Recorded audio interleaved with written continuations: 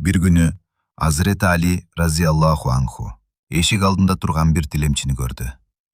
Ал уулу Хусейн ибн Алиге мындай деди. Балам, апаңа айт. Мен берген 6 дирхамдын 1 дирхамын берсин. Ушул кедейге берейин. Бала барып келди да айтты. Апам ал 6 дирхамды ун алуу үчүн сактап койдум деди. Ошондо Hazreti Ali разияллаху анху айтты. Рызкыны берүүчү Аллах. Апаңа айт. Ошол 6 дирхамдын бардыгын берсин.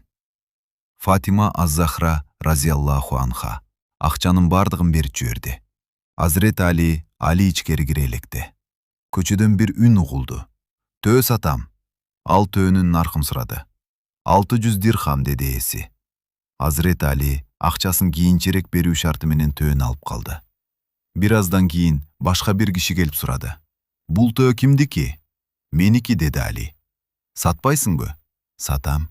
Канчага? 660 дирхамга. Макул деди ал. Жана дароо акчасын берип төөнү алып кетти. Hazreti Ali биринчи ээсине 600 дирхамды төлөдү. Ал эми ашып калган 60 дирхамды Фатима аз-Захра энемизге берди. Фатима разияллаху анха сурады. Бул кандай акча?